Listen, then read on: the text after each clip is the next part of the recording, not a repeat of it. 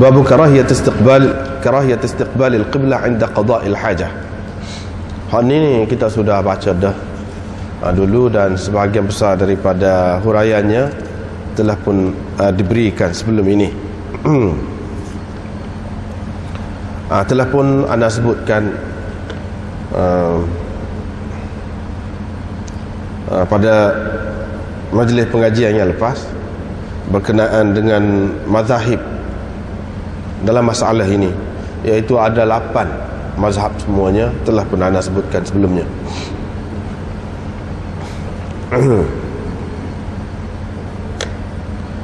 Ada lagi beberapa perkara yang belum disebut. InsyaAllah kita akan sebutkan pada malam ini. Yang pertama berkenaan dengan Salman.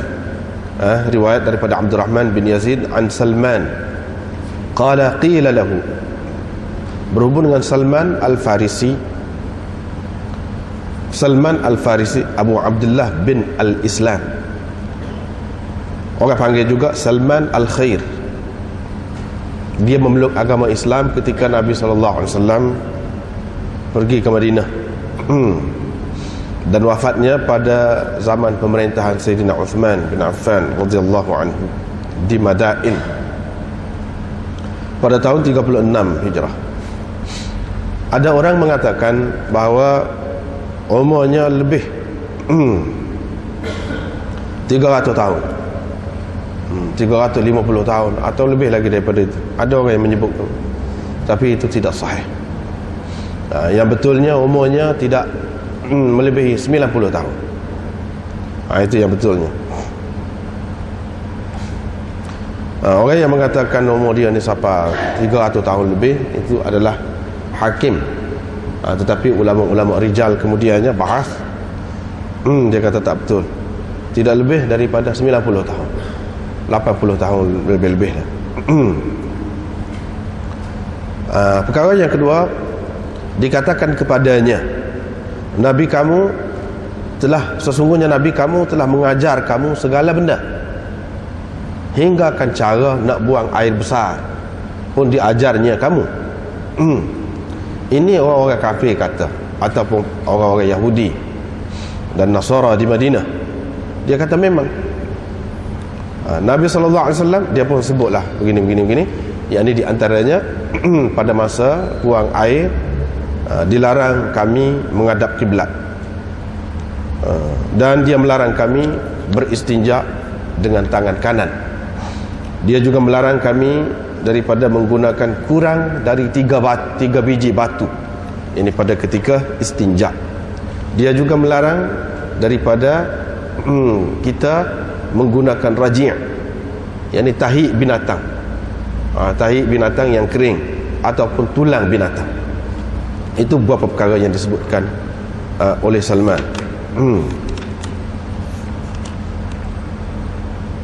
Dalam riwayat satu lagi, dalam riwayat Abu Hurairah disebutkan Rasulullah SAW bersabda, innama ana lakum bimanzilatil walid. Aku bagimu menepati atau seperti ayah. Aku mengajar kamu, yakni seperti ayah. Dalam hadis Salman, Nabi SAW ajar orang-orang Islam segala benda, segala perkara, termasuklah cara buang air besar. Dalam riwayat Abu Hurairah disebutkan, aku bagi kamu seperti ayah. Aku bagi kamu seperti ayah. Baiklah. Dalam Al-Quran Allah SWT sebut, tak ada sebut Nabi SAW ni sebagai ayah, tetapi secara isyarat ada, iaitu an-nabiyyu awla bil mu'minina min anfusihim wa azwajuhu ummahatuhum. Nabi itu lebih aula bagi orang-orang mukmin daripada diri mereka sendiri. yakni orang-orang mukmin lebih patut menjaga Nabi SAW daripada menjaga dirinya sendiri lagi. Wa azwajuhu ummahatuhum, dan isteri-isterinya adalah ibu-ibu kepada mereka. Bila isteri-isteri Nabi itu ibu kepada orang-orang mukmin, bermakna Nabi SAW ayahlah. Hadis yang kedua yang kita baca malam ni, Abu Hurairah kata, innama adalakum bimanzilatil walid, menunjukkan bahawa Nabi SAW mengakui dia tu sebagai ayah bagi kita, tapi bukan ayah yang sebenar. Bimanzilati, sama seperti atau menepati ayah lah, serupa ayah lah. Apa sifat di antara sifat ayah, ibu bapa ni, dia mengajar anak-anak dia perkara-perkara yang kecil-kecil pun dia ajar. Perkara ni tidak diajar oleh pemimpin negara, presiden, khalifah, Perdana Menteri ataupun lain-lain lagi lah. Tidak diajar oleh demo tu, tidak diajar oleh hakim ke dalam mahkamah. Tak. Ini diajar oleh ibu bapa. Daripada hadis ini kita dapat faham bahawa Nabi SAW ni ada beberapa kedudukan dalam hadis-hadisnya. Ada beberapa kedudukannya. Kadang-kadang dia bercakap tu, dia tu sebagai ayah. Ini benda yang kita kena faham.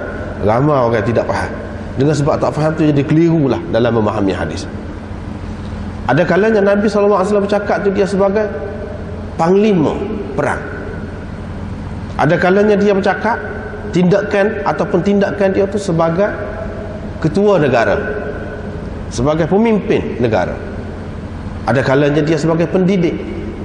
Ada kalanya dia sebagai mubaligh yang menyampaikan agama. Ada kalanya dia sebagai seorang ahli ekologi, psikologi pun ada juga. Banyak perkara yang kita perlu faham. Ulama-ulama kemudian pula perisi, perlah, perjelaskan hak ni, hadis ni Nabi SAW sebagai ayah, hak ni sebagai hakim. Walaupun hak dia kata tu, keputusan dia tu tidak dalam mahkamah, di luar mahkamah, tengah padang, dia kata. Dia kata kepada sahabat, ni pertelingkahan yang berlaku di antara dua orang sahabat dia.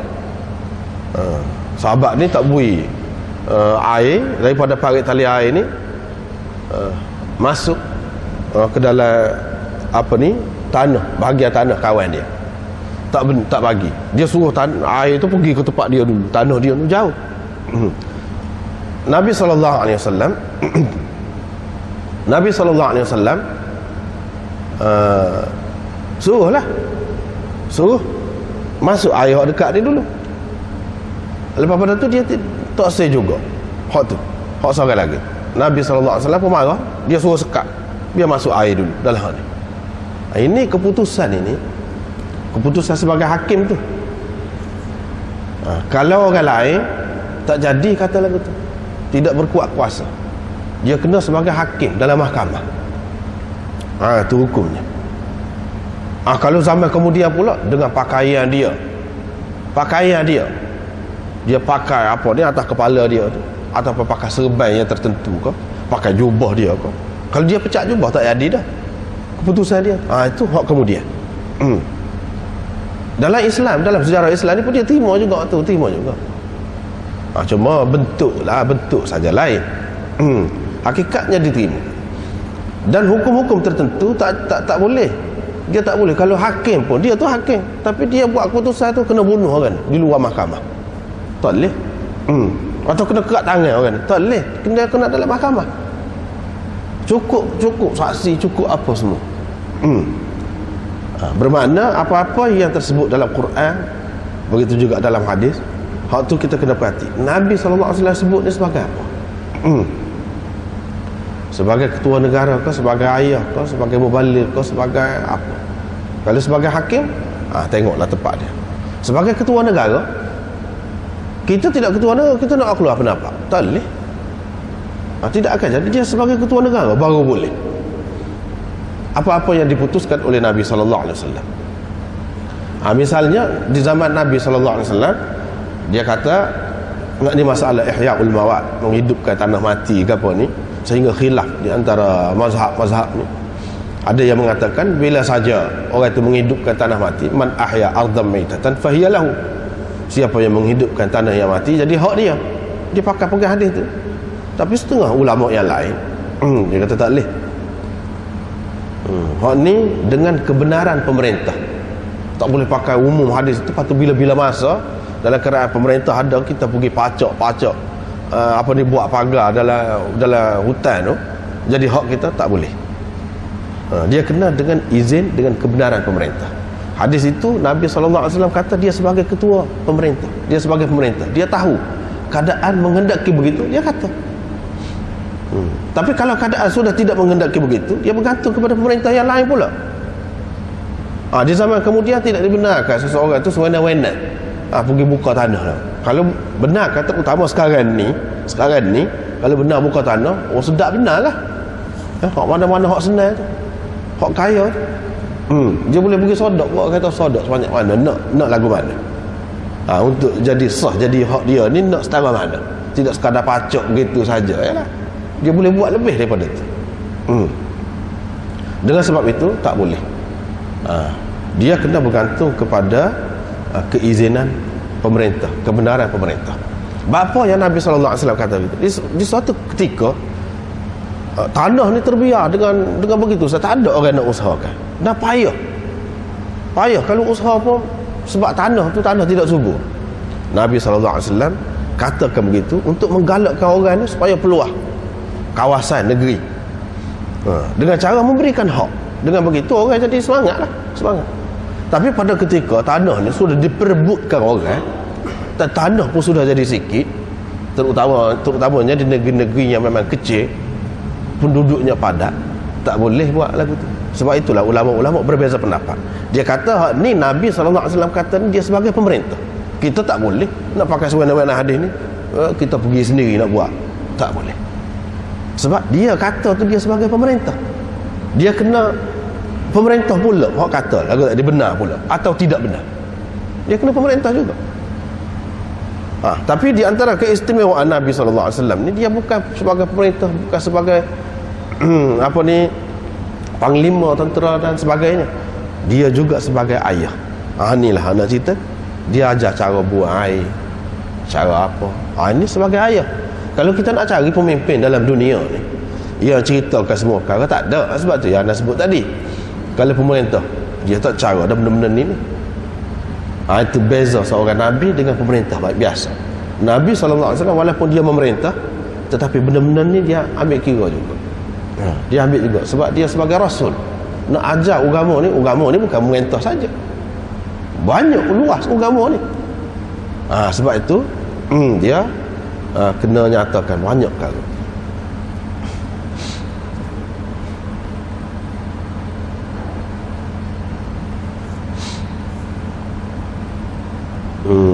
Itulah mereka sebut Nabi SAW ni ajar segala-gala, dia buat nganyi lah, dia memperolok-olokkan benda tu, tak payah raya pada cara benda lain lah, pada cara benda lain. Dah dia mereta lah. Misalnya kita kata tak boleh dah kata. Maknanya seorang yang alim, yang pandai, walaupun mereta, mana tugas dia tu sebagai orang alim tetap ada. Dia boleh teruskan kerja dia, tugas dia, kerja dia tu sebagai orang alim, bahkan tak jadi tanggungjawab juga, kecuali kalau sudah ramai dah orang, sudah ramai dah, lainlah cerita.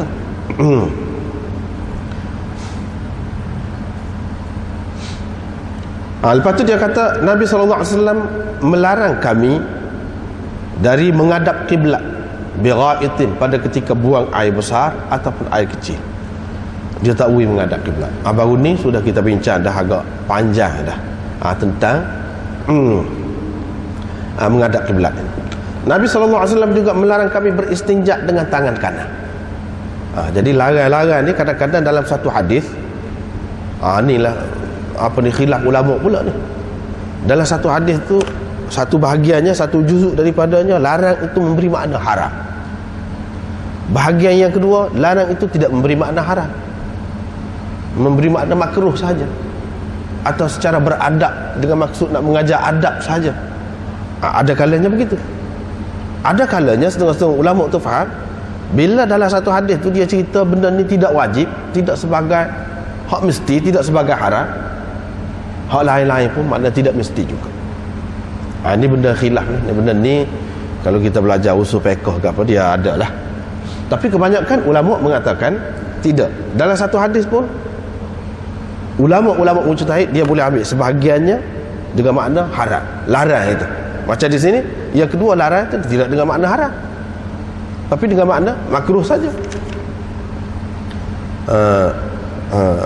Dan tidak boleh beristinja dengan kurang daripada 3 biji batu. Mesti kah? Tak boleh. Haram kah kalau kurang daripada 3 biji batu? Tidak. Tidak haram kalau kurang daripada 3 biji batu. Ini menunjukkan tidak semestinya apabila satu bahagian itu menunjukkan haram, mana bahagian yang lain pun haram juga. Bagi orang yang mengatakan haram lah menghadap kiblat tu. Bagi orang yang mengatakan haram menghadap kiblat pada ketika buang air besar dan air kecil, adakah istinja dengan tangan kanan dia kata haram? Adakah istinja dengan apa namanya kurang daripada 3 biji batu dia kata haram? Tak boleh. Tak. Misalnya dalam masalah ni, Imam Abu Hanifah dan orang-orang yang sependapat dengan dia mengatakan haram menghadap kiblat pada ketika buang air besar dan air kecil, sama ada dalam bangunan, dalam binaan ataupun di padang, tak boleh. Lepas tu dia tidak kata haram kalau guna kurang daripada 3 biji batu. Dia tidak kata pula, padahal hadis sama. Ini benda kita kena faham. Apa ya dia pakai hak ni dengan makna haram, hak ni tidak dengan makna haram?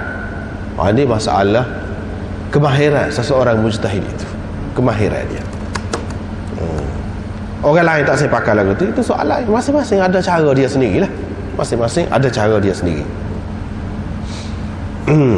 Di antaranya hak menghadap kiblat ni, larangan daripada menghadap kiblat ketika buang air besar dan air kecil ni, banyak riwayat-riwayat yang sahih, riwayat-riwayat yang tinggi kedudukannya. Adapun istinja dengan larangan daripada istinja dengan kurang daripada 3 biji batu ni tidak setara tu.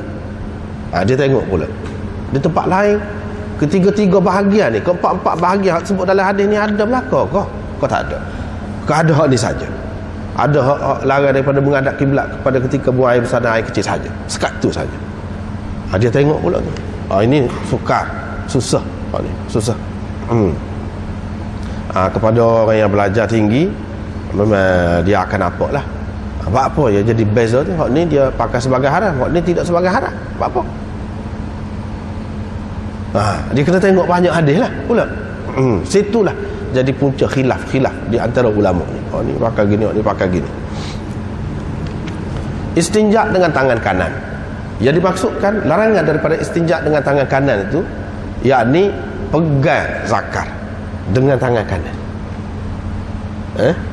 dan sapu dengan tangan kanan, basuh dengan tangan kanan. Basuh tu maknanya kenalah.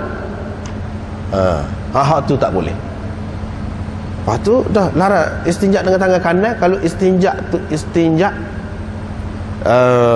dengan air, istinja dengan air ataupun dengan batu, kita katakanlah dah nak basuh secara langsung tu dengan tangan kiri, bukan?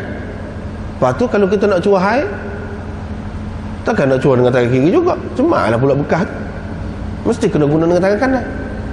Apa maksud larang istinja dengan tangan kanan ni? Adakah tak boleh guna langsung tangan kanan? Tidak. Setengah-setengah ulama, bahkan ulama-ulama besar ni pun dia ada juga buah-buah pelik dia tu. Buah pelik dia tak saya guna dengan tangan kanan kau mana-mana pun. Jadi dah kecil, ambil dengan tangan kiri juga, kesak tu. Tak saya guna dengan tangan kanan. Sehingga banyaklah pendapat-pendapat yang pelik-pelik. Sebenarnya tidaklah sampai berat dan menyusahkan sampai begitu sekali, tidak. Iaitu semestinya bila kita basuh dengan tangan kiri ataupun kita nak serapkan air kencing ataupun najis kita tu dengan batu, kita guna tangan kiri, nak ambil tu dengan tangan kanan. Hak tu tak apa guna tangan kanan di sini, tak apa, tidak secara langsung. Hak tak boleh dilarang di sini secara langsung. Basuh najis tu dengan tangan kanan, ambil air dengan tangan kiri. Tangan kiri tak guna. Hak tu hak larang. Ataupun gunakan batu untuk istinja tu dengan tangan kanan, ataupun tisu dengan tangan kanan. Sebab apa larang? Sebab terutamanya pada masa itu air ni kurang. Kalau guna tangan kanan, boleh jadilah terkena sikit sebanyak. Mana kita tahu terkena sikit sebanyak. Apa terkena tu selain daripada ia najis, kita nak buat makan pula. Biasanya makan pada masa tu makan sekali dalam satu talam. Ini boleh membawa, selain daripada najis, boleh membawa penyakit pula, kuman-kuman ke apabila kotor kan. Sebab itulah dia suruh jaga sangat tu. Lebih-lebih lagi lah dalam keadaan begitu. Dalam keadaan biasa ni pun kita tak sedap. Kita tak sedap. Kalaulah orang tu kita tidak yakin. Kalau orang Islam kita yakin, dia buat benda ni tentu dia guna tangan kanan. Lepas dia guna tangan kanan pun kita yakin dia basuh molek muka orang Islam. Lepas tu kalau katakanlah tidak basuh pun, sekadar kena peluh-peluh gitu je. Tapi tentu sekali kalau ketika nak cuci najis dia tak guna tangan kanan, sekurang-kurangnya lega dah kita kan. Lega dah kita. Tapi kalau kita tidak pasti ajaran kepada satu kumpulan tu, satu umat tu, kita katalah kalau kepada orang Islam ni tidak diajar bagi begitu, boleh jadi dia guna tangan kanan, boleh jadi dia guna tangan kiri. Berasa tak sedap, kembang berasa nak makan kedai dia, mana tahu takut dia basuh pun dengan tangan kanan juga, buat kuih tu pun dengan tangan kanan misalnya. Jadi tak sedap lah. Ni nak mengajar kita cara seni lah, halus nak royak je. Islam tu halus sehingga kalau basuh pun kita tak sewi telitah, mana ada dia ni boleh jadi guna juga tangan kanan. Mana kita yakin dia kalau orang Islam molek belajar molek dia tak akan guna tangan kanan. Itu makna seni tu. Seni. Walaupun cuci, tapi ini bukan bermakna tangan kanan tu tak boleh guna langsung. Tidak. Setengah orang kan dia tak faham, dia kata tak boleh guna tangan kanan walaupun cuci. Tidak. Susah lah kalau lagu tu. Kita kata kalau nak rati jana lagu mana, takkan pulah sebelah, pusing sebelah, mesti kena dua belah tangan. Walaupun dia pegang dengan tangan kiri pun dah kita yakin kan dia orang Islam. Dia basuh molek dengan sabun dengan apa, tak apalah. Kita kira gitu. Pasal nak guna tangan kanan saja gibah rati jana, dia mesti kena guna tangan kiri. Banyaklah tempat-tempat lain kalau kita nak kerak gapo-gapo dengan tangan kanan, pegang mesti kena pegang juga dengan tangan kiri. Hak maksud sebenarnya nak suruh cuci. Yang tadi yang dia larang sebab pada masa tu. Dan pada masa lain pun lebih baik kita suku. Hak secara langsung tu kita guna untuk kotor tu hak kiri. Hak kanan secara langsung kita guna untuk hak benda-benda yang baik. Dan dia melarang kami daripada menggunakan kurang daripada 3 biji batu. Setengah-setengah ulama mengatakan tak boleh kalau kurang daripada 3 biji batu. Hak Nabi SAW kata ni 3 biji batu ni mesti wajib. Ada juga yang mengatakan begitu, termasuklah Imam Syafi'i yang berpendapat begitu. Dan ramai lagi yang lain, iaitu kita tengok dalam Badlul Majhud, dia ada sebut. Syaukani dalam Nailul Awtar ada menyebutkan dhahab Syafi'i wa Ahmad wa Ishaq wa Abu Thawr ila wujubil istinja wa annahu yajibu an yakuna bi 3 ahjar aw 3 masahat. Wa idza istanja lil qubul wad dubur wajaba 6 masahat likulli wahidin 3 masahat. Qalu wal afdal an yakuna bi 6 ahjar. Fa in iqtasara ala hajarin wahid lahu 6 ahruf ajza'ahu. Wa dhahaba Malik wa Daud ila an al wajib al ilqa.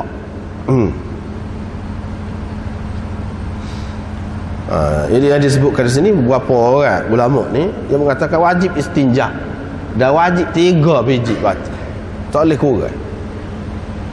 Kalau cuci dengan hak kurang daripada 3 tu pun kena 3 je. Sebab 3 tu, sebab dia kata dalam hadis ni wa alla yastanji ahaduna bi aqal, dia larang daripada kami menggunakan kurang daripada 3 batu. Tak boleh sekurang-kurangnya kena 3 biji. Tetapi dalam mazhab Syafi'i sendiri pun ashab dia kata kalau sebiji pun kalau boleh cuci dengan 3 bucu kita kata pun sudah memadai. Tetapi asal mazhabnya tidak begitu. Asal mazhabnya adapun Daud dan Imam Malik dan Imam Abu Hanifah, ya, dia mengatakan hak wajibnya inqa, menyucikan tempat itu. Bilangan itu tidak penting. Yang disebutkan bilangan itu sebab kebiasaannya suci dengan 3, kurang daripada tu tak suci kebiasaannya. Tapi kalau boleh cuci tak apa, kurang pun daripada 3 tu. Kurang daripada 3 tu tak apa. Pada sebut 3, dalam hadis-hadis yang lain disebutkan kalau cuci dengan 4, galakkan buat 5, atau kalau cuci dengan 6 digalakkan 7. Yang ni ganjil, witir itu. Ini semua ni Nabi SAW nak tanam akidah tauhid. Siapa ke situ akidah tauhid ni nak tanam.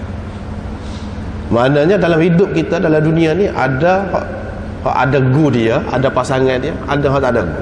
Wasyaf'i wal watr. Itulah hakikat hidup kita. Tak boleh lari daripada itu. Ada pasangan, ada hak tak ada. Hak tak ada tu apa dia? Hak sebenar Allah Subhanahu Wa Taala. Tak boleh kita nak pergi.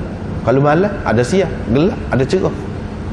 Suka ada duka, sakit, sedap, dan seterusnya. Ada lawan belaka, ada pasangan belaka. Hak tak adanya lelaki, ada perempuan. Hak tak adanya Allah Subhanahu Wa Taala. Ni tengok cara Nabi SAW nak tanam tauhid tu. Mana hak tak suruh kita ni, umat Islam ni, iaitu umat yang percaya kepada tak serupa Tuhan. Ada hak tu. Siapa kau peringkat buat nak cuci najis tu pun situ lagi. Begitu juga makan, 3 juga. Basuh, 3 juga. Banyak 3. Kalau tidak pun dia ada hak ganjil tu. Apa sebab? Kerana nak tanam hak tu. Dengan sebab itu tak ada dah kemungkinan, walaupun Nabi SAW sendiri kau nak ada bayangan Tuhan kau dia tu, tak ada. Sebab itulah dalam hadis-hadis banyak sekali dijaga. Wa asyhadu anna Muhammadan abduhu wa rasul abdu. Yes. Sebab apa? Dalam agama lain sebanyak-banyak orang sesat ni, agama lain, hak tu manusia, hak nabi orang soleh tu, hak baik-baik tu akhirnya jadi Tuhan. Sebab tu dia jaga sangat. Jangan ditelajak. Maknanya kasih pun jangan ditelajak.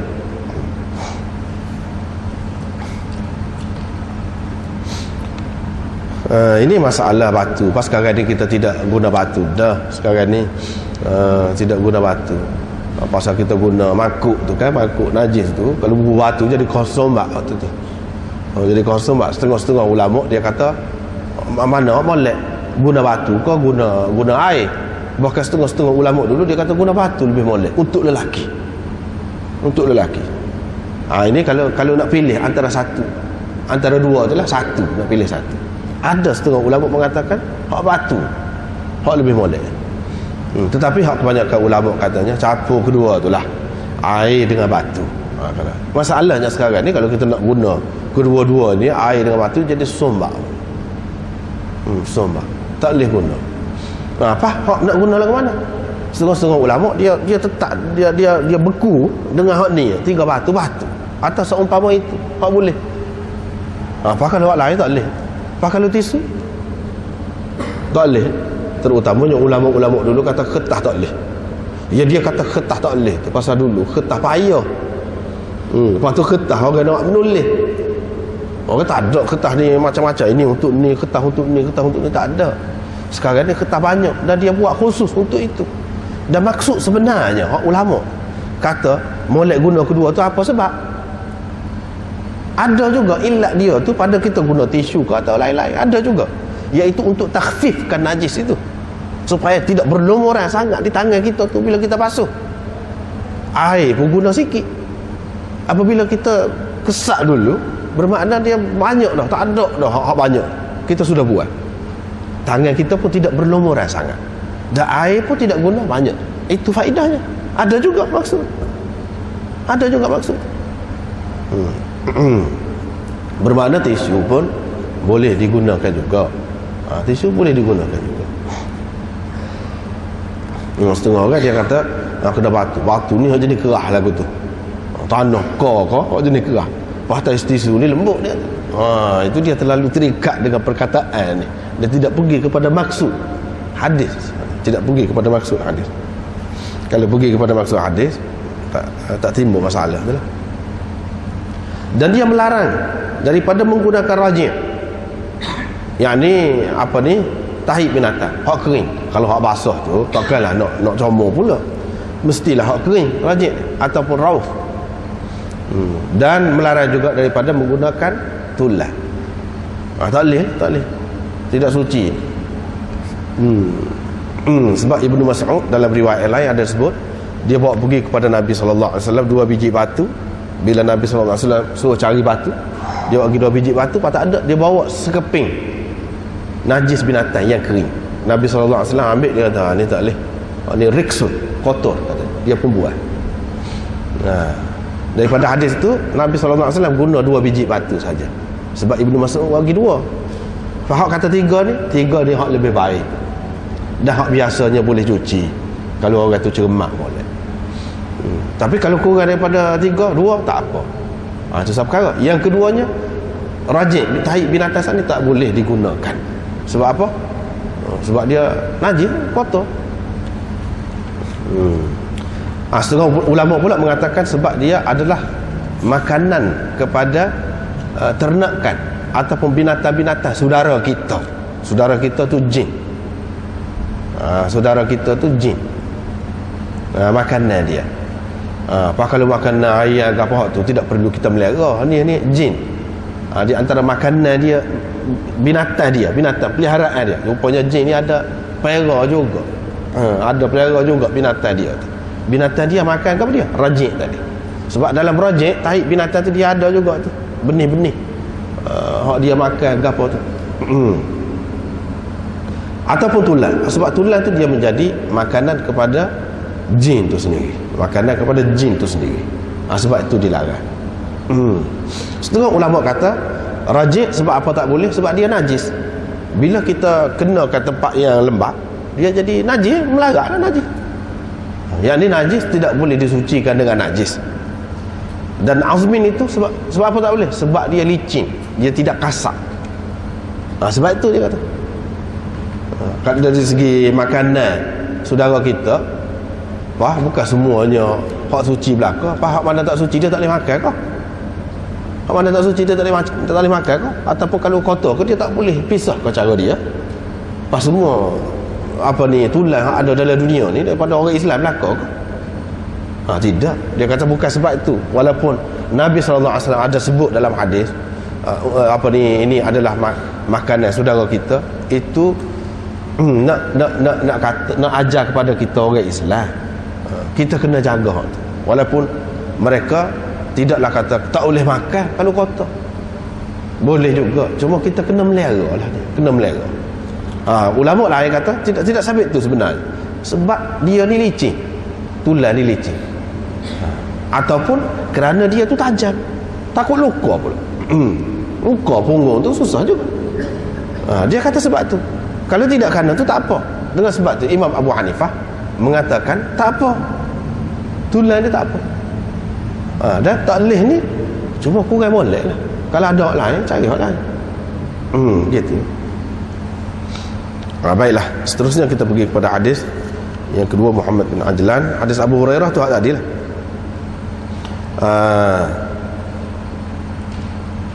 Bila seseorang dari kamu pergi ke tempat buang air, maka janganlah dia menghadap kiblat dan jangan dia membelakanginya, dan janganlah dia bersuci dengan tangan kanannya, yang ini menyucikan najisnya dengan tangan kanannya. Dan Nabi SAW menyuruh menggunakan 3 biji batu, dan dia melarang daripada rauf dan rimmah. Hak tadi jugalah, cuma perkataan sahaja lain. Rauf itu pun tahi binatang, rimmah itu tulang juga, tulang-tulang yang sudah hancur, tulang-tulang lama.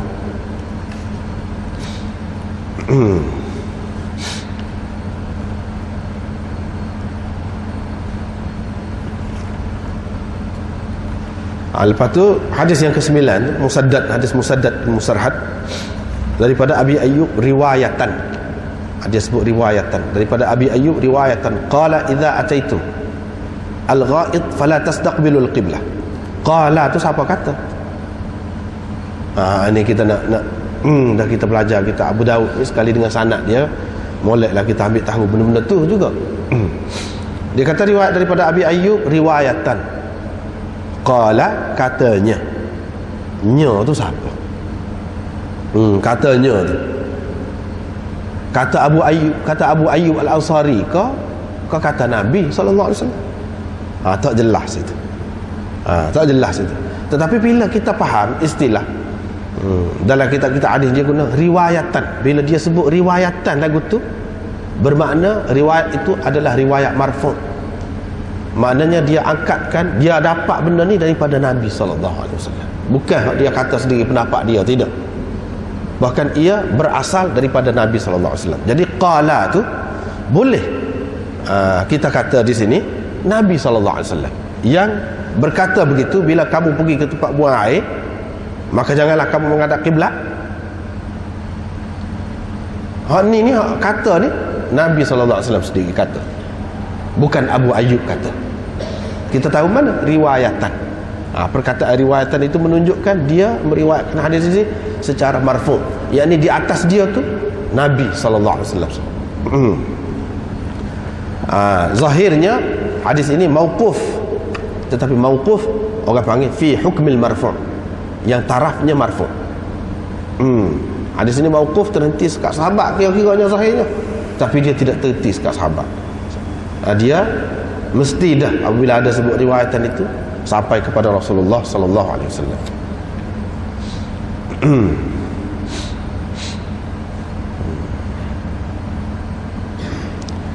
Misalnya ada apa ni di antara lafaz hak marfu' lagi menunjukkan hadis itu hadis marfu', walaupun diriwayatkan daripada orang bawah lagi. Di antaranya kata-kata tabi'i. Misalnya seorang tabi'i, dia meriwayatkan daripada seorang sahabat, yarfa'ul hadis, dia kata. Misalnya seorang tabi'i, dia meriwayatkan daripada seorang sahabat, lepas dia sebut nama sahabat tu, dia kata yarfa'ul hadis, yakni sahabat itu mengangkat hadis ini. Mengangkat hadis ni yakni kepada Nabi sallallahu alaihi wasallam. Itu hadis marfu' juga tu. Ataupun dia kata yarwihi, seorang tabi'i dia riwayat daripada seorang sahabat, dia pun kata yarwihi, ataupun yunmihi, ataupun riwayatan. Seperti ini riwayatan, ataupun yablughu bihi. Ini seorang tabi'i itu dia kata daripada sahabat yablughu bihi, yakni dia sahabat itu menyampaikan menyampaikan hadis itu. Atau rawahu, ini semuanya sirah-sirah orang panggil rafa', sirah rafa'. Jadi hadis pak lagu ni orang panggil hadis mauquf fi hukmil marfu', hadis yang terhenti setakat sahabat, tetapi hukumnya, hak sebenarnya, hakikatnya ialah hadis marfu', yang ni benda ni sampai kepada Nabi sallallahu alaihi wasallam, tidak terhenti setakat sahabat sahaja. Itu di antara lafaz-lafaz dia. Dalam kitab-kitab usul hadis, kalau kita belajar, dia ada sebutlah benda-benda tu. Di sini dia kata, tapi kamu menghadap ke arah timur atau ke barat. Ni bagi orang yang duduk di Madinah. Tapi kalau kita macam kita di sini, ke arah barat itu kiblatnya, kita tak boleh menghadap ke arah barat lah, ataupun menghadap ke arah timur. Kalau kita menghadap ke arah timur berarti membelakangi kiblat. Kita kena menghadap ke arah utara ataupun selatan kita. Tapi bagi mereka ini, dia suruh menghadap ke arah timur atau barat. Ini mengikut keadaan lah, keadaan orang yang duduk di tempat masing-masing. Kata Abu Ayyub, kami pun sampai ke Syam, kami dapati ni kita sudah bincang dah dulu, sudah bincang. Wabihi qala, hadis yang ke-10, wabihi qala hadatsana Musa bin Ismail qala hadatsana Wahib qala hadatsana Amr bin Yahya an Abi Zaid an Ma'qil bin Abi Ma'qil Al-Asadi qala naha Rasulullah sallallahu alaihi wasallam an nastaqbil al-qiblatain bi bawlin aw gha'itin. Qala Abu Dawud wa Abu Zaid wa maula Bani Tha'labah.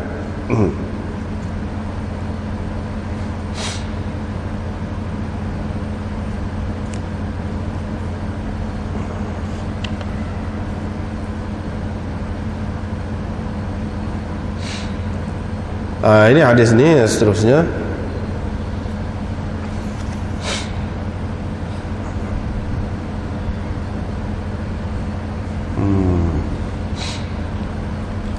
Hadis ni melarang daripada menghadap dua kiblat. Ini pegangan orang yang mengatakan kiblat ni bukan Kaabah saja, tak boleh menghadap, Baitul Maqdis pun tak boleh juga, walaupun kiblat itu sudah mansuh, tak boleh juga. Ada ini pendapat sebahagian daripada ulama berpendapat begitu. Inilah hadis dia hak dia pegang. Pak golongan lain apa tak pegang dengan ni? Dia kata hadis ni dhaif. Pula hadis ni dhaif. Pasal apa? Sebab Abu Zaid tu siapa? Abu Zaid. Abu Zaid tu majhul, tidak diketahui. Dia kata qala hadatsana Amr bin Yahya an Abi Zaid. Siapa Abi Zaid? Ali ibn al-Madini mengatakan laisa bil ma'ruf, tidak ma'ruf, tidak dikenali. Dalam Taqrib Hafiz Ibn Hajar mengatakan majhul. Bila begitu hadis ni jadi dhaif. Apabila dhaif tak boleh pakai. Tak boleh pakai. Hak boleh pakai yang menghadap kiblat hak ada ni, menghadap kepada Baitul Maqdis tu tak apa kalau menghadap kepada Baitul Maqdis. Mengikut kebanyakan ulama. Tapi ada juga ulama yang mengatakan sampai sekarang dia pun tak boleh menghadap kepada kiblat tu pun, Baitul Maqdis tu tak boleh juga. Sebab dia kata qala Abu Daud wa Abu Zaid huwa maula Bani Tha'labah. Abu Daud ialah maula Bani Tha'labah. Abu Daud tidak komen. Abu Daud tidak komen hadis ini. Dia tidak kata begini-gini. Bahkan dia kata Abu Zaid itu siapa? Maula Bani Tha'labah. Yang ni ma'ruf di sisi dia. Ma'ruf di sisi dia. Orang lain kata tidak ma'ruf di sisi dia. Tapi bagi Abu Daud, dia kata diketahui. Ini masalah khilaf lah. Seterusnya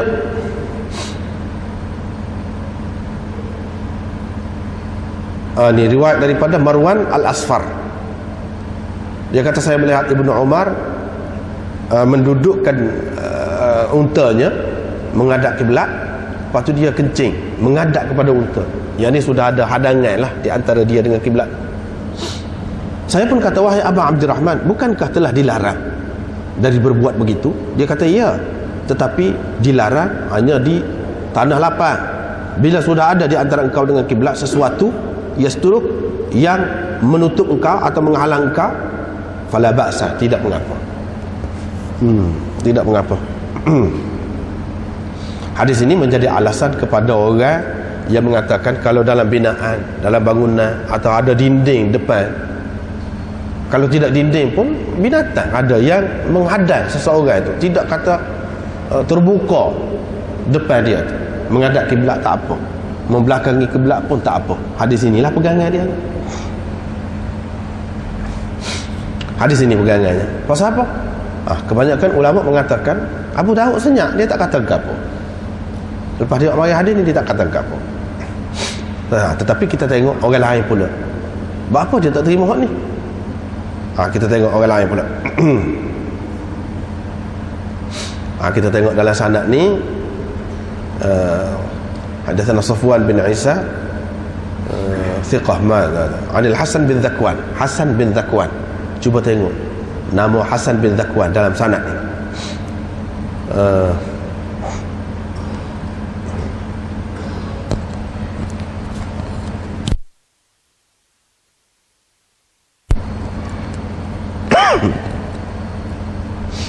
Hasan bin Zakwan Abu Salamah Al-Basri, saduq yukhti'u.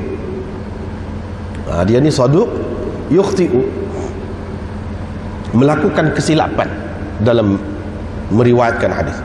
Dha'afahu kathirun minal muhaddithin. Ini dalam kitab ni lah, dalam kitab ana pakai ni. Ramai daripada ulama hadis mengatakan dia ni dhaif. Wa rumiya bil qadar, dan dia dituduh berfahaman qadari, berfahaman qadariyah. Wa kana yudallisu, dan dia melakukan tadlis. Tadlis ini dia selalu sembunyikan, tak royak orang di antara dia dengan orang di atas dia, macam di sini. Hasan bin Zakwan meriwayatkan daripada Marwan Al-Asfar. Ni Hasan bin Zakwan telah meriwayatkan secara an-anah, dengan an, bukan dia kata qala atau sami'tu Marwan Al-Asfar. Dia tidak kata begitu, dia kata an. Bila seorang mudallis meriwayatkan hadis secara an-anah, maka riwayat dia itu lemah, tidak kuat. Tidak kuat. Di sini dia melakukan an-anah. Tetapi tak apalah, kita tengok dulu.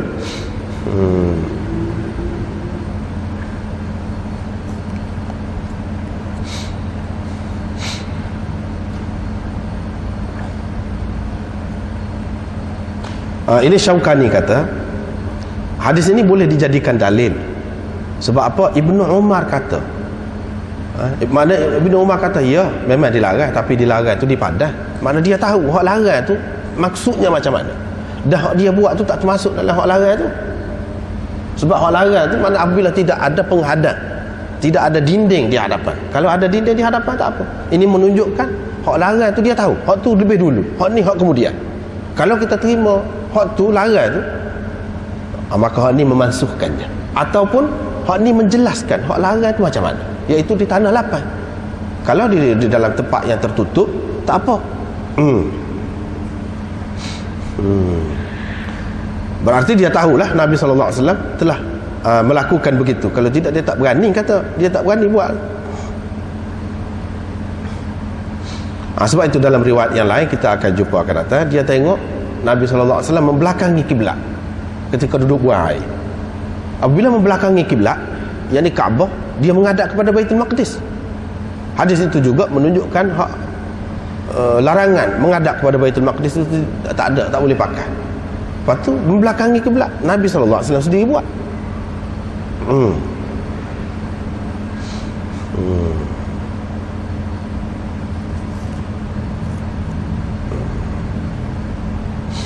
Lepas tu Abu Daud buat mari hadis ni, lepas tu dia diam. Ulama faham kebanyakan dalam Abu Daud, dalam mukaddimah dulu kita sudah royak dah juga, bila Abu Daud diam apa maksudnya.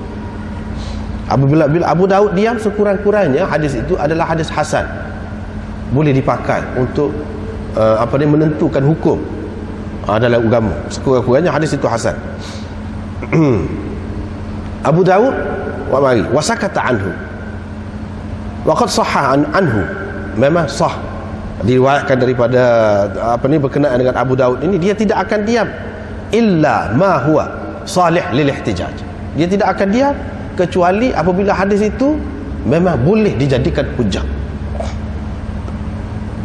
Begitu juga Munziri dia juga tak komen hadis ini, dalam takhrij sunan dia.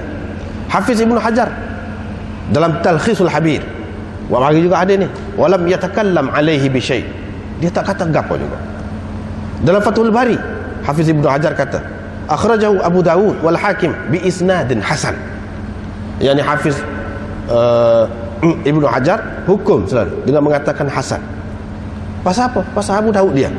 Qultu sukutul muhaddithin alaihi wa qaul al-hafiz isnaduhu hasan ajib. Pula ni bantahan. Kadang-kadang satu hadis tu kumpulan ni kata dia hasan, kumpulan ni pula kata tidak, dia boleh khilaf. Ini kita kena faham, dia boleh khilaf. Sebab tu hak ni pakai, hak ni tak pakai. Misalnya di sini pengarang Bazlul Majhud dia kata ulama-ulama hadis senyap. Ni ulama-ulama hadis dia sebut tadi, Munziri, orang-orang ni dia sebut senyap. Dan Hafiz Ibnu Hajar pula kata isnad dia hasan ajib, pelik. Pelik. Pasal apa? Pasal Hasan bin Zakwan, perawi hadis ini, dha'afahu kathirun minal muhaddithin. Ramai ulama hadis kata dia dhaif. Bagaimana boleh dijadikan hujah bila seorang itu dhaif? Seorang perawi itu bila dhaif, bagaimana nak dijadikan hujah? Misalnya Ibnu Ma'in dan Abu Hatim mengatakan dhaif dia ni, Hasan bin Zakwan. Abu Hatim dan Nasai juga kata laisa bil qawi, tak kuat tu dhaif. Yahya bin Ma'in mengatakan sahibul awabid. Hasan bin Zakwan ni orang yang selalu buat mari cerita pelik-pelik. Awabid ni hak tak berapa lekat nak pegang. Munkarul hadis, seorang yang munkarul hadis. Bila ulama hadis kata munkarul hadis, mana dia tu perawi dhaif lah. Dia meriwayatkan sesuatu yang bercanggah dengan orang lain yang siqah. Jadi dia dikatakan dhaif. Yahya bin Ma'in kata. Ibnu Abid Dunya mengatakan laisa indi biqawi, bagi saya dia tidak kuat. Imam Ahmad mengatakan ahadithuhu abatil, hadis-hadisnya abatil, karut. Amr bin Ali berkata Yahya meriwayatkan hadis daripadanya, Yahya bin Ma'in. Dan saya tidak melihat Abdurrahman meriwayatkan hadis daripadanya sama sekali. Abdurrahman bin Mahdi tak ada meriwayatkan hadis daripada dia. Tengok. Ini bermakna hadis ini ialah hadis yang khilaf tentang kedudukannya. Sebahagian ulama mengatakan hasan. Sebab apa? Sebab Abu Daud senyap, Mundhiri senyap, Ibnul Qayyim pula senyap. Kalau dia senyap, 2-3 orang ni senyap, ulama-ulama kata hadis itu boleh dipakai, boleh dibuat hujah. Tapi golongan yang satu lagi kata tak boleh. Tak boleh. Adakah semestinya bila Abu Daud tu senyap, hadis tu boleh pakai? Lepas tu kalau Mundhiri senyap, Ibnul Qayyim senyap. Dulu anda sudah sebut dah dalam mukaddimah dulu. Ada juga beberapa hadis yang mana ketiga-tiga orang ni tak kata apa, tetapi masih dhaif lagi. Termasuklah hak ni.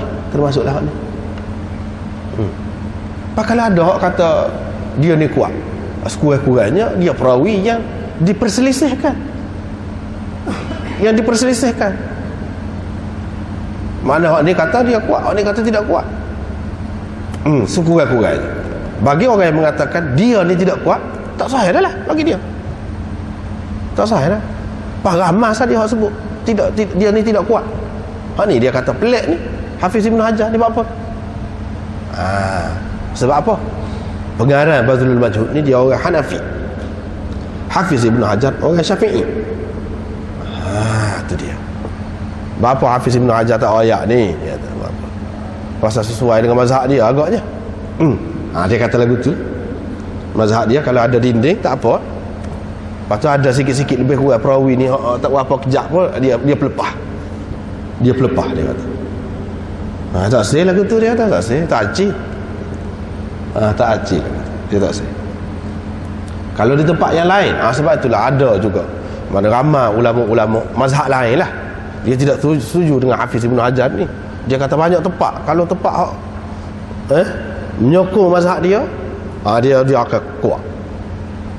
Dia akan hak menyokong mazhab lain, perawi tu hak sikit-sikit, halu-halu dia kaji lagi.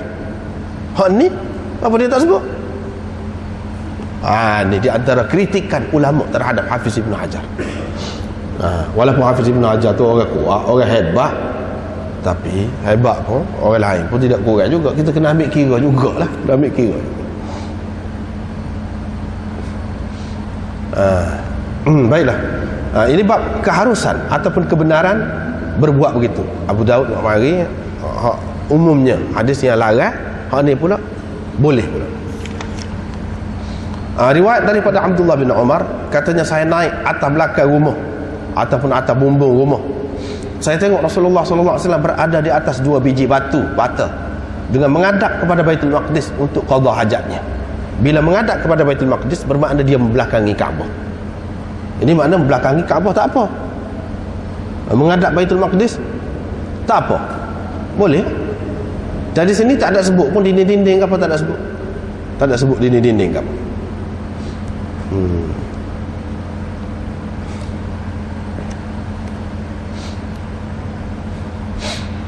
Orang-orang Hanafi kata hadis ni tidak setara hak tadi. Hadis Abu Ayyub tu ada dalam Bukhari Muslim. Hak tu, hak ni banyak lagi takwilah dia. Banyak lagi takwilah. Di antaranya dia guna logik dia. Abdullah bin Umar naik ke atas tu. Nabi SAW dia duduk buai, dia duduk sorak tempat sunyi kita kata. Bila dia naik, Nabi SAW terkejut, dia pusing. Terkejut. Pak Ibnu Umar tengok pada masa dia pusing tu, kebetulan menghadap kiblat, menghadap kepada Baitul Maqdis ni. Sebenarnya dia tidak tuju menghadap kepada Baitul Maqdis dan membelakangi Kaabah. Tetapi Ibnu Umar tu nampak, Pak Ibnu Umar dia tengok sekali lah gitu je. Adakah dia tengok lama gitu? Takkan lagu tu. Tengok orang duduk buang air, mesti dia tengok sekali lalu. Dia pun faham tak apa hak Nabi SAW menunjuk tak apa membelakangi kiblat. Bila membelakangi kiblat tak apa, menghadap kiblat pun tak apa. Hak kiblat Baitul Maqdis ni tentu dah tak apa. Dia faham begitu Ibnu Umar. Orang lain pun terima dia, tak apa. Sedangkan orang lain kata hak ni perbuatan Nabi SAW. Hak tadi hadis Abu Ayyub tu Nabi larang. Nabi kata jangan kamu menghadap kiblat atau membelakangi kiblat. Hak ni dia perbuatan dia boleh jadi khusus dengan dia. khususiah untuk dia. Pas Nabi SAW ni lebih mulia lagi, lebih besar lagi kedudukan daripada Kaabah. Tak kira dia tu. Tak kira dia. Tak boleh, tak sedap, tak kemah tu. Tapi Ibnu Umar faham. Bila dia faham begitu, Nabi SAW pernah dia pakai hak tu. Tapi nak pakai hak tu pun tak apa. Ini benda khilaf. Benda khilaf ni tak apa nak pakai. Cuma dari segi hujah tadi, nak cerita dari segi hujah. Hak tu hadis qauli, hak ni hadis fi'li. Hadis fi'li ni hak Nabi SAW buat. Hadis fi'li ada kemungkinan tadi lah, kemungkinan khusus untuk Nabi SAW. Kemungkinan dia dia pusing ke, cuba nak menyembunyikan diri dia. Pada ketika itu Ibnu Umar tengok dia menghadap kepada kiblat. Bukan dia menghadap kiblat sengaja. Boleh jadi belakang, ada kemungkinan.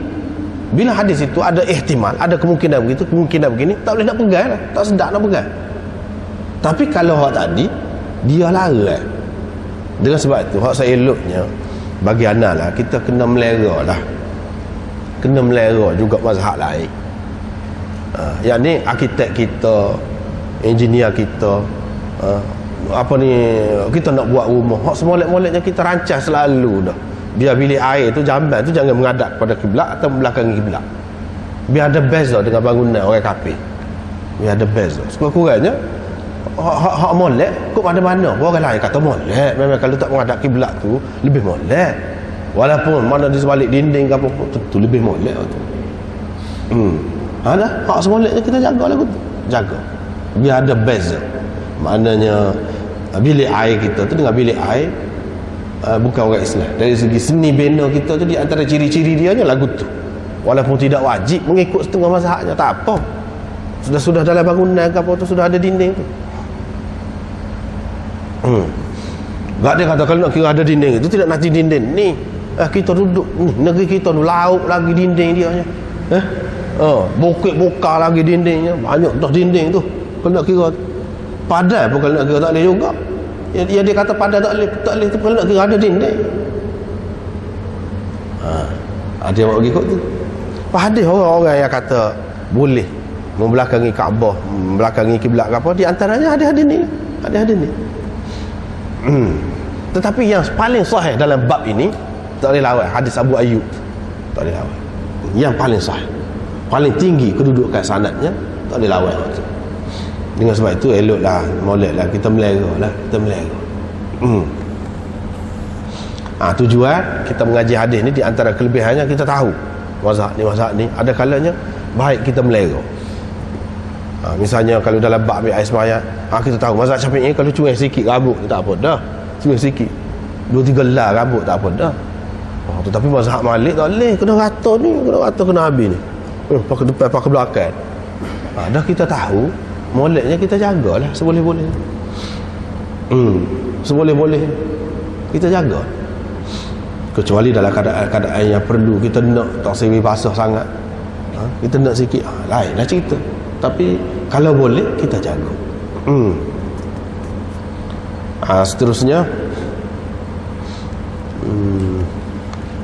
riwayat daripada Muhammad bin Bashar, Wahab bin Jarir qala haddatsana abi qala sami'tu Muhammad bin Ishaq yuhaddits bin Salih an Mujahid an Jabir bin Abdullah.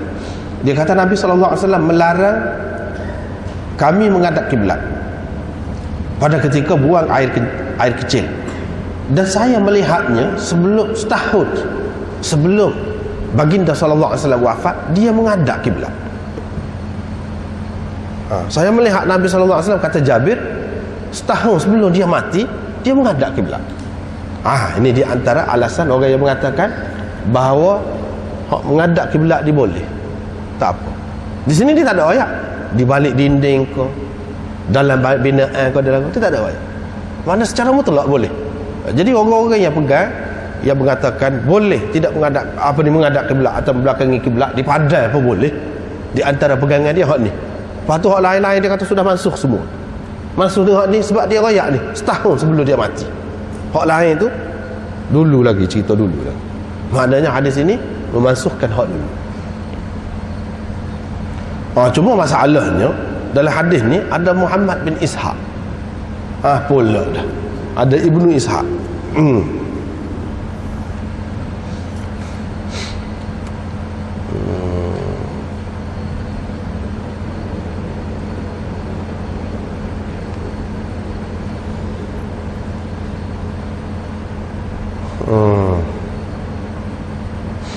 Ni Wahab bin Jarir dia ada sebut tu thiqah. Qala al-Hafiz bil Tahzib qala al-Ajli Basri tabi'i thiqah kana Affan yatakallamu fih, Affan mempertikaikannya.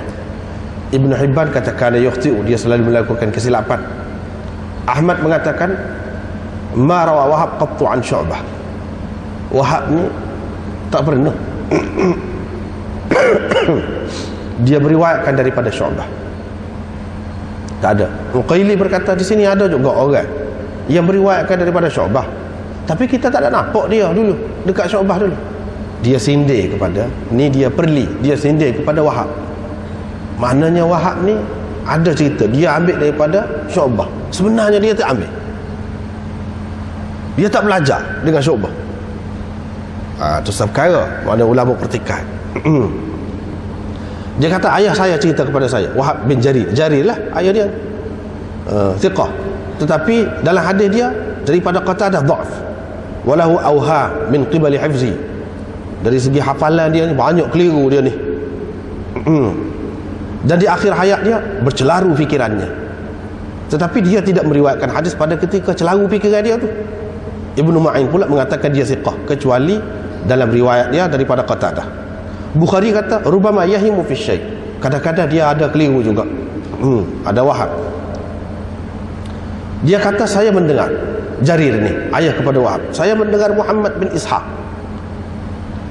bin Yasar, ini Ibnu Ishaq, Imamul Maghazi, yang ini dianggap orang sebagai Imamul Maghazi. Ulama berselisih fi jarhihi wa ta'dilihi, tentang jarh dan ta'dilnya, sehingga Yahya bin Kathir dan selainnya mengatakan sami'na Syu'bah, kami dengar Syu'bah kata Ibnu Ishaq ni Amirul Mukminin fil hadis, bukan main tu tinggi, Amirul Mukminin dalam hadis, Syu'bah kata. Tapi Nasa'i dan lain-lain kata laisa bil qawi, tak kuat. Daraqutni kata la yuhtaju bihi, tak boleh dibuat hujah. Sulaiman At-Taimi kata kadzab. Wuhaib kata saya mendengar Hisham bin Urwah berkata kadzab. Abdurrahman bin Mahdi kata Yahya bin Sa'id Al-Ansari dan Malik mentajrihkan Ibnu Ishaq. Yahya bin Adam kata Ibnu Idris cerita kepada kami, kata dia saya berada dekat Malik, tiba-tiba orang kata kepada dia, Ibnu Ishaq berkata kemukakan kepadaku ilmu Malik, saya nak uji ya. Malik pun kata tengok kamu, kata dia kepada salah seorang dajjal ni, kata dia. Wuhaib berkata saya bertanya Malik tentang Ibnu Ishaq. Imam Malik menuduhnya, mana mempertikaikannya. Bahkan ada diriwayatkan daripada Imam Malik, dia kata kalau saya nak bersumpah di antara Hajarul Aswad dengan pintu Kaabah, saya boleh bersumpah, saya berani bersumpah bahawa Ibnu Ishaq ni kadzab, pendusta besar. Rumiya bit tasyayyu' wal qadar, dia ni dituduh berfaham Syiah dan qadar. Lepas tu dia ni Ibnu Ishaq ni riwayat daripada siapa? Yuhaddithu an Aban, meriwayatkan daripada Aban bin Salih bin Ubaid Al-Qurashi. Ibnu Ma'in, Ijli, Ya'qub bin Syaibat, Abu Zur'ah dan Abu Hatim mengatakan dia ni thiqah.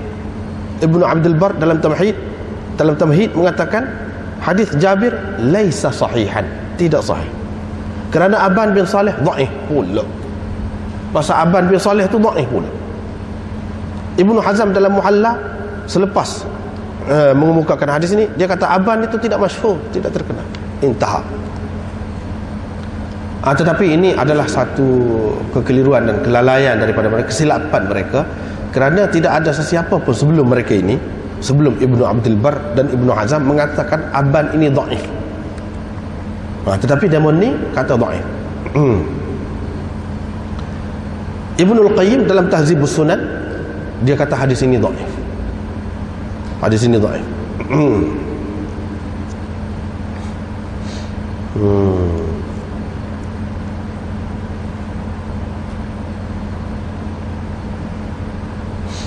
Syaukani mengatakan, Tirmizi mengatakan hasan, dan dinukilkan daripada Bukhari tashih hadis ini. Tapi Imam Bukhari bila dia tashihkan hadis ini, tentu dia tidak melalui Ibnu Ishaq, sebab dia tak ambil daripada Ibnu Ishaq, daripada tarik lain lah. Dan dia mengatakan, Bazzar mengatakan hasan, Ibnu Sakan mengatakan sahih. Imam Nawawi tawakuf, tak berani nak kata apa. Pasal apa? Pasal Ibnu Ishaq melakukan an-anah adalah riwayat ni. Tapi dalam riwayat Ahmad dan Abu Daud, dia sarraha bit tahdits. Ibnu Ishaq yuhadditsu. Di sini macam ada dah kita baca ni. Muhammad bin Ishaq yuhadditsu, menceritakan. Tapi Ibnu Abdul Bar mengatakan hadis ini dhaif kerana Aban bin Saleh. Dan Ibnu Qayyim mengatakan dhaif. Inilah hadis ini. Baik, kalau kita terima hadis ini sahih sekalipun, ini boleh jadi ini hadis fi'li, hak Nabi SAW buat, lakukan. Hak dia lakukan boleh jadi ini khusus dengan dia. Kalau kita kata ini sahih sekalipun, tidak jelas lagi. Bukan bermakna orang lain boleh. Tak bermakna begitu. Sebab ini hak Nabi SAW sendiri buat. Hak dia buat boleh jadi khusus untuk dia. Kecuali kalau ada dalil yang menunjukkan bahawa ini tidak khusus dengan dia. Bahawa ini tidak khusus dengan dia. Kalau ada dalil, maka adalah dalil lainnya. Dalil lain-lain di antaranya yang diriwayatkan oleh Ibnu Majah. Kalau dalam kitab kita ni muka surat 31. Nabi SAW kata hawwilu maq'adati nahwal Ka'bah. Aisyah cerita ada orang siapa tak sing ni. Buang air menghadap kiblat, menghadap Kaabah. Nabi SAW kata, siapa begitu ni? Pusing tempat duduk aku tu menghadap kiblat. Nabi SAW kata, tempat duduk dia buang air tu biar menghadap kiblat. Apa lagu tu? Ni dalam hadis Ibnu Majah. Imam Nawawi dalam Syarah Muslim kata isnaduhu hasan. Dan Ibnul Humam, orang Hanafi, dalam Fathul Qadir mengatakan hadis ini sahih. Bermakna ada juga hak sahih tu. Kalau Imam Bukhari orang ni kata sahih, hak boleh menghadap kiblat ke apa ni, ada juga hak sahih. Tetapi adakah hak ni pun setara kah dengan Abu Ayyub? Tidak setara. Tidak setara juga. Bahkan hak ni kalau kita baca dalam kitab Ma'arifus Sunan, Maulana bin Nuri itu tulis, dia bahas lagi hadis Aisyah ni. Tetapi ke mana-mana pun ada juga ulama mengatakan hasan, seperti Imam Nawawi kata hasan, Ibnul Humam kata sahih. Walaupun orang lain pertikaikan hadis Aisyah tu pasal diriwayatkan oleh Iraq itu katanya tidak sabit dia bertemu dengan Aisyah. Bermakna hadis itu munqati'. Bila munqati' dhaif, kena bukti dulu waktu. Apa banyaklah bahasnya. Perbahasan banyak.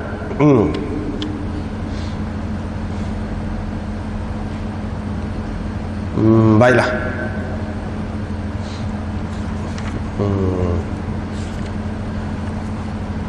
Ini kalau kita terima hadis Ibnu Majah ni, Nabi SAW suruh pusing. Kita faham. Baru ni anda sudah sebut dah. Kadang-kadang Nabi SAW tekankan sesuatu tu untuk nak tanam sesuatu ajaran, untuk nak ta'zim, nak ihtiram Kaabah. Sampai satu masa bila sudah dah tak ada maksud dah lah. Tak apa dah, bila sudah faham dah. Bila sudah faham dah. Serupa dengan masalah ambil air semaya ke apa, bila makan ke, baru ni kita sudah sebut dah. Ini cara Nabi SAW. Dia tak sibuk, tak sub, tak tentu pasal. Kalau kita terima hadis ini, boleh kata gitu. Maksud Nabi SAW nak tukar tu, janganlah sampai kita anggap dalam keadaan tak faham apa satu pun tak boleh. Kena faham apa maksud sebenarnya. Yang aku nak seseolahnya, yang aku naknya iaitu ihtiram dan ta'zim Kaabah, ta'zim sya'airillah, syiar Allah. Hak tu kena. Bila Quran ini, bila Quran katakanlah Quran ini kitab suci, kita kena hormatlah dia, biar reti hak tu. Benda-benda hak agama ni biar reti. Jangan kita tak faham benda-benda seumpama itu. Bila Quran kita kata kita tak boleh nak belunjuk ke pada dia, kita tak boleh nak letak bawah kitab lain dalam Quran, walaupun tak ada dalam hadis, tapi kita kena faham lah. Sebab masalah Kaabah, apa maksud Nabi SAW nak rakyat ke dia, nak suruh kita hormatlah benda-benda syiar ni, benda-benda rujukan kita dalam agama, tempat kiblat kita atau rujukan kita dalam, kita kena hormat, kena jaga molek, kena letak pada kedudukan dia. Tak kena apabila kita anggap benda ni kecil, tak kisah. Jangan buat macam tu lah. Inilah maksudnya. Walau bagaimanapun hadis-hadis ini adalah menjadi pegangan kepada masing-masing lah. Menjadi pegangan kepada masing-masing. Dan kena ingat seperkara kena ingat kaedah. Kita mengaji ni kena faham kaedah, baru mudah. Kalau tak pakai kaedah payah. Kaedahnya gapo? Apabila dalam sesuatu mazhab, hak sahih lah, hak sahih, terutama ada dalam kitab ataupun yang dinukilkan daripada pengasas mazhab itu dengan sahih, dia terima sesuatu, dia terima sesuatu amalan, bermakna bagi dia ada hadis yang sahih atau hasan sekurang-kurangnya. Kita tak boleh kata bid'ah, tak boleh. Kita tak boleh kata bid'ah. Banyaklah misalnya ni. Bila Imam Syafi'i kata kalau dalam apa ni, dalam bangunan, dalam binaan tak apa kita nak menghadap kiblat, nak belakangi kiblat tak apa.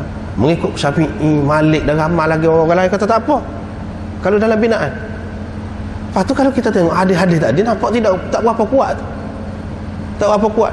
Dia ada hak lain, tarik lain, jalan riwayat yang lain yang kuat. Sekurang-kurangnya hasan. Kalau tidak dia tidak akan kata. Dia tidak akan kata boleh. Dia kata boleh tu mesti bagi dia tu ada hadis. Ini kaedah kita kena faham. Orang tak faham ni kadang-kadang dia jadi bercelaru. Misalnya kita kata baca qunut dalam subuh. Setengah-setengah orang dia taksub.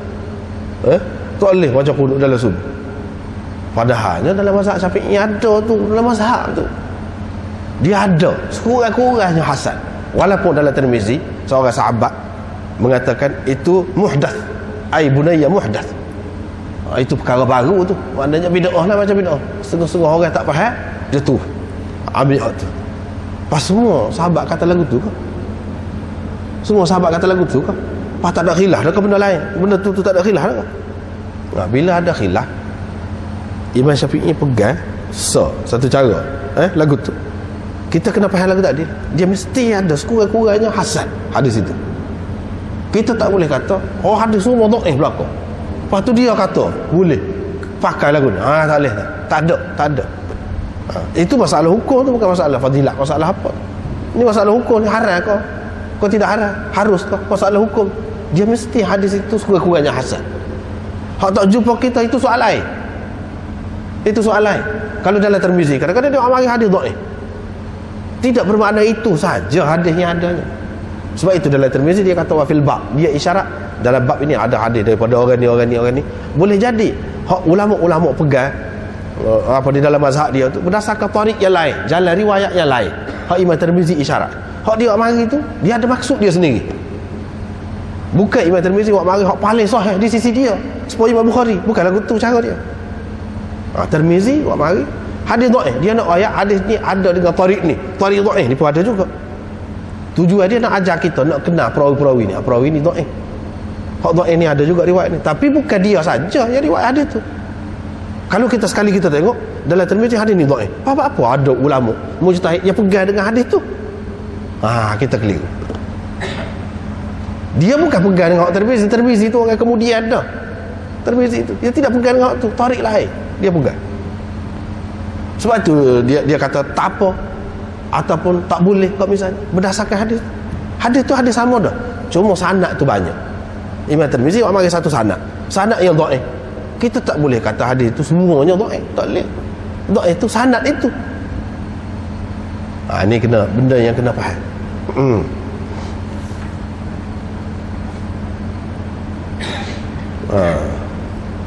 Babun kaifat takasyuf indal hajah.